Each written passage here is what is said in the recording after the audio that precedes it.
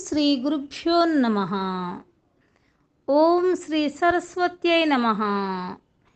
ఏవిపి సుబ్బారావు గారి ఆధ్యాత్మిక బృందం వారి సౌజన్యంతో మాఘపురాణం 28వ అధ్యాయం క్రూర కథ. వృత్సు మహామహర్షి జహ్నుమునితో ఇట్లనెను: మాఘమాసమున నదీ ప్రవాహ స్నానము చేసి శ్రీహరిని పూజించి మాఘవ్రతమును ఆచరించిన వాని పుణ్య భాగ్యమును వినుము. అట్టివాడు దివ్య విమానమునెక్కి పూజ్యుడై తన వంశము వారినందరిని ఉద్ధరించుచు పుణ్యలోకమును చేరెను. ఈ విషయమును తెలుపు మరి ఒక కథను చెప్పుదును వినుము. పూర్వము ద్వాపర యుగమున విదేహ దేశమున క్రూర అను పేరు గల శూద్ర స్త్రీ ఉండెను.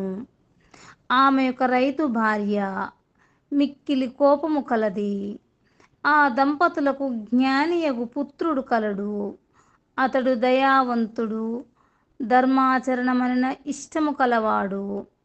వాని భార్య పతిభక్తి కలిగినది, ఉత్తమురాలు. ఆమెకును ధర్మకార్యములను చేయుటయందు ఇష్టము కలదు. బంధువులకు, దీనులకు, అతిథులకు అందరికీ యథాశక్తి సేవ చేయునది.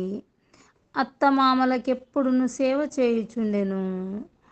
క్రూర కోడలిని ఏ దోషము లేకున్నను నిందించెడిది, కొట్టెడిది.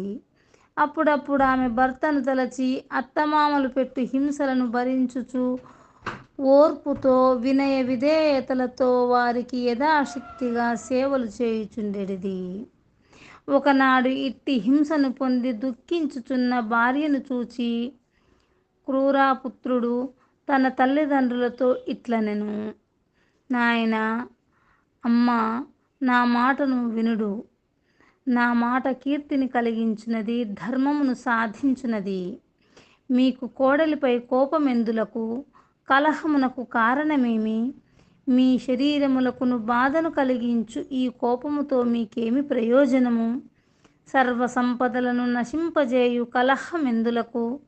నేను గాని నా భార్య గాని మీకేమి అపకారమును చేసితిమి? మీ ఈ కోపమునకు కారణమేమియు నాకు కనిపించటలేదు.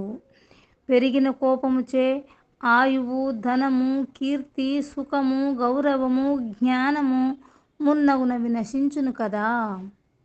సర్వజ్ఞులైన పెద్దలైన మీరు కోపమును మాని మా యందు దయను చూపి సర్వజన సమ్మతమైన